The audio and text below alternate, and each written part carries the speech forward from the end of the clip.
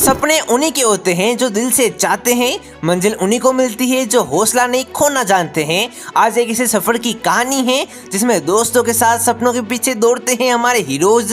Bro, episode 93 of Pokemon horizon पुराने दिन की याद दिला देता है जब मैं एस किचम आपस में मुकाबला किया करते थे।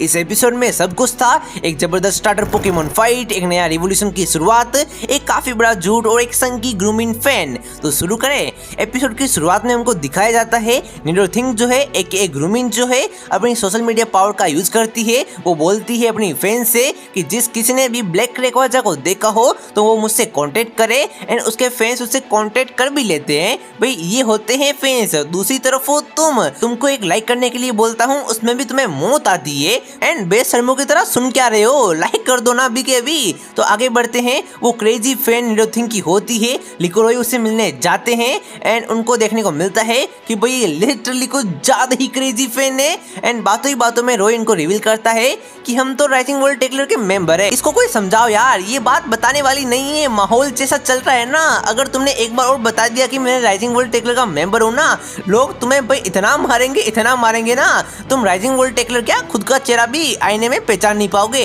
लेकिन फिर भी इनका मेन गोल यही है कि राइजिंग वर्ल्ड टेक्लर का नाम क्लियर करे। डेट्स व्हाई इसने बता दिया। लेकिन जैसे ही इसने बताया ग्रूमिन पागल हो गई। वो बोलती है कि भाई इसका मतलब तुम राइजिंग वर्ल्ड टेक्लर हो, जितना जल्दी हो सके मेरी रोल मॉडल ग्रूमिन से दूर हो जाओ, बिकॉज अगर तुम उसके साथ में रहोगे और इन लोगों को ये बात पता चल गई तो भाई उसको कैंसिल कर दिया जाएगा, और अगर उसको कैंसिल कर दिया तो भाई वो सोशल मीडिया से ही बैन हो जाएगी। भाई यार ये होते हैं फैंस जो कि क्रिएटर की परवाह करते हैं, और तुम हो कि मेरी परवाह नहीं करते, उल्टा मुझको ही रोस्ट करते हो। लेकिन कोई ना, आई रेस्पेक्ट यू, तुम भी रेस्पेक्ट कर दिया करो बे। और फिर नियाबिको जो कि ग्रूमिन की फैन ने, वो लिको से बोलती है चुपचाप मेरे से मुकाबला करो, एंड अगर मैं जीत गई तो तुम ग्रूमिन से दूर हो जाओगी। जंग के मैदान में तलवार चलाना आसान है, पर दोस्ती और वफादारी का सबूत देना मुश्किल।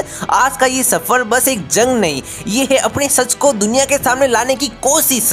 सिंपल भाषा में बोले तो लिको लड़ रही है जीतने के लिए नहीं, अपनी सच्चाई को प्रूव करने के लिए। एंड निडोथिंग लड़ रही है बिकॉज उसको मिसअंडरस्टूड हुआ है। सीन शिफ्ट होता है मेowscarada और इncineroar के अल्टीमेट बैटल पर। एक तरफ है लॉयलिटी और प्यार का मैजिक, और दूसरी तरफ एक मिसअंडरस्टूड फैन का जुनून। मेowscarada और इncineroar मुकाबला करते हैं। इncineroar भारी पड़ रहा होता है, लेकिन लिको एक स्ट्रेटेजी बनाती है। वो क्या स्ट्रेटेजी है बताता मैं तुम्हें। मेowscarada की चालाकी, उसका एलिगेंस और मूवमेंट योयो के साथ भी इतनी खूबसूरत तरीके से दिखाया गया कि दिल गार्डन ही हो गया। और जब मेowscarada ने अपनी छुपी हुई फ्लावर ट्रिक से पूरा गेम ही पलट दिया। भाई मेरा कहने का मतलब बस इतना है, छोटी सी चाल ले आए आंधी और तूफान। मतलब मुकाबले के बीच में लिको करती कुछ ऐसा है कि उसको पता चल गया कि इncineroar को हरा नहीं सकती, तो वो मेowscarada के फ्लावर बॉम्ब को इncineroar के बेल्ट पे लगा देती है। एंड इncineroar जैसे ही अपनी फायर पावर का यूज करता है, वो बॉम्ब जो है एक्सप्लोड हो जाता है और इncineroar का तो बैंगन का भरता बन जाता है।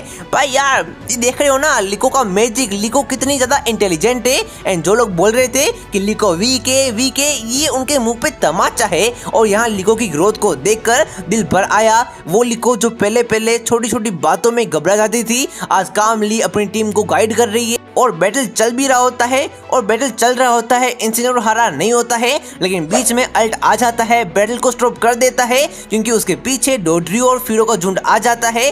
भाई यार इसको देखकर मैं काफी अनोई हुआ, लेकिन फिर मुझे एज किस्म की याद आ गई कि उसके पीछे भी फीरो, बीडल जैसे पोकेमॉन पड़ जाते थे, तो अल्ट भी कुछ वैसे ही है। एंड यहाँ पे भाई साहब अल्ट को देखकर मुझे गुस्सा काफी आया, लेकिन यहाँ पे एक अच्छी बात हुई कि उन सारे पोकेमॉन को शांत करने के लिए लिको एंड रोय ने कामली काइंडनेस से सहारा लिया। एंड इसको देखकर ग्रूमिन को रियलाइज हो गया कि यार ये बंदे बुरे हो ही नहीं सकते हैं। जो बंदे इतने काइंड है, जंगली पोकेमॉन की इतनी परवाह कर रहे हैं, वो पूरी दुनिया को कैसे खत्म कर सकते हैं। जिन्हें अपने इरादों पर भरोसा होता है, वही अंधेरों में भी रास्ता ढूंढ लेते हैं। झूठी अफवाहों की दुनिया में सच का दिया जलाना ही एक क्रांति है, समझ रहे हो ना। सीधी भाषा में बोले तो ग्रूमिन को पता चल जाता है कि ये बंदे अच्छे हैं। और भाई जब ग्रूमिन फैन को फाइनली रियलाइज होता है कि लिको रोय कितने जेन्युइन है, तब लगता है कि ये सिर्फ एक एपिसोड नहीं, एक नई शुरुआत है, एक चिंगारी है जो आगे जाके पूरे आसमान को जला के राख कर देगी। तो मैं ये बोलना चाहता हूँ कि ये एपिसोड बहुत सारे लोग बोलेंगे अच्छा नहीं था बिकॉज हम विनर देख नहीं पाए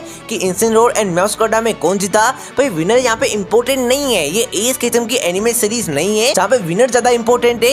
ये पूरी होराइजन की कहानी का मेन हीरो कोई पोकेमोन नहीं, इस पूरी कहानी का हीरो खुद कहानी है। ये पूरी सीरीज को हम लिकोरोई के लिए नहीं देख रहे हैं बल्कि हम देख रहे हैं स्टोरी के लिए कि स्टोरी कहाँ पे जा रही है। वहीं एस किस्म की एनिमे सीरीज में हम एस किस्म के लिए देखते थे, स्टोरी जाई बाढ़ में, स्टोरी में भले ही कुछ भी ना हो लेकिन हम देखते थे। लेकिन होराइजन में स्टोरी ज्यादा इंपॉर्टेंट है, मेन कैरेक्टर से भी ऊपर स्टोरी है। बिकॉज अगर स्टोरी में कुछ होगा तभी हम होराइजन को फॉलो करेंगे, अगर स्टोरी में दम ना होता तो हम इसको देखते भी नहीं। और अभी स्टोरी की डिमांड यही है कि बैटल को रखो साइड में, इमेज क्लियर करनी है और इनकी इमेज क्लियर हो भी जाती है। ग्रूमिंग की फैन इनको बोलती है कि यार तुम सच में काफी अच्छी हो एंड मैं लोगों को बताऊंगी कि राइजिंग वर्ल्ड टेकलर खराब नहीं है, वो भी अच्छे है। और इसी एपिसोड के एंड में एक काफी बड़ा ट्विस्ट रिवील होता है, एक काफी बड़ा झूठ जो कि मेरे दिमाग को हिला दिया। ग्रूमिंग की फैन बोलती है कि यार मैंने ब्लैक रेक्वाजा को देखा ही नहीं, मैं तो बस निडोथिंग से मिलना चाहती थी, ग्रूमिंग से मिलना चाहती थी, डोट से मिलना चाहती थी, दैट्स व्हाई मैंने ऐसा झूठ बोला।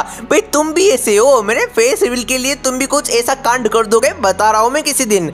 लेकिन कोई ना, यहाँ पे हमको पता भी चलता है कि कोई ना, झूठ बोला तो क्या हुआ, इमेज तो क्लियर हो गई ना। एट दी एंड इमेज सही होना ही सब कुछ है। और एट दी एंड एपिसोड अच्छा था। बहुत सारे लोग बोल रहे हैं फिलर एपिसोड है, अरे भाई ना, फिलर एपिसोड नहीं है। एंड अल्ट को जैसे पता चलता है कि यार इसने ब्लैक रेक्वाजा को नहीं देखा तो वो गुस्से से यहाँ से निकल जाता है। अच्छी बात, मुझे लगा फिर से रोई एंड लिको इसको छोड़ के चले जाएंगे, लेकिन कोई ना, अल्ट खुद ही चला गया। वो ब्लैक रेक्वाजा को किसी भी तरीके से रोई से पहले पकड़ना चाहता है। अब उस नल्ले को कौन समझाए, पोकेबॉल ही रोई के पास है, तो चाहे कुछ भी कर ले ब्लैक रेक्वाजा को पकड़ नहीं पाएगा। और दूसरी एक और इम्पोर्टेंट बात, अगले एपिसोड में मेरी मोली आने वाली है। भाई यार टाइम स्किप के बाद तो ये और ज्यादा ब्यूटीफुल हो चुकी है एंड इसके चेहरे का निखार और ज्यादा बढ़ चुका है। भाई कौन सी क्रीम लगाती है मुझे भी बता दे। एंड इसके अलावा इसके पास जो माउस वाले पोकेमोन है उसका ये टेक केयर कर रही है, मतलब जो भी अपनी राइजिंग वर्ल्ड टेकलर की ब्रेव असागी शिप के ऊपर पोकेमोन थे वो सारे मेंबर के बीच में स्प्लिट हो चुके हैं। मतलब नॉकटाउल किसी और के पास में होगा, यानी कि वो सारे पोकेमोन अलग अलग मेंबर के पास में है। देखना होगा इंटरेस्टिंग कि कौन किसके पास में है। वैसे मोली को देखकर मुझे एक बात याद आया कि मोली इतनी ब्यूटीफुल है, नर्स जो की तरह काम भी करती है, तो अगर यहाँ पे ब्रोक होता तो मेरी मोली के पीछे पड़ जाता। बिकॉज नर्स जो की तरह ब्यूटीफुल है, काइंडनेस है, प्रोफेशन भी सेम है, तो यार ब्रोक बोलता भाई मोली तुम मेरी हो, लेकिन मैं भाई ब्रोक के बीच में आ जाता। ब्रोक को बोलता मोली के पास जाने से पहले मेरी लाश से गुजरना पड़ेगा। एंड भाई ब्रोक को तुम सीरियसली ले भी मत लेना, वो मेरी लाश के ऊपर से भी निकल सकता है। और मेरी जान बचाने के लिए लाइक कर ही देना। एंड सिर्फ यही नहीं, आगे आने वाले 2 एपिसोड भी रिवील हो चुके हैं कि उनके अंदर हमको क्या दिखाया जाएगा, क्या उसके अंदर एज किचम आएगा या फिर नहीं, उसमें होने क्या वाला है वो अपन अलग वीडियो में बात करेंगे। तब तक अगर तुम सच्चे फैन हो पोकेमोन के तो पोकेमोन का एग्जाम देके दिखाओ। ये वाले वीडियो में मैंने तुम्हारा एग्जाम लिया है, पास कर दोगे तो मान गया मैं तुम्हें। तब तक के लिए बाय बाय।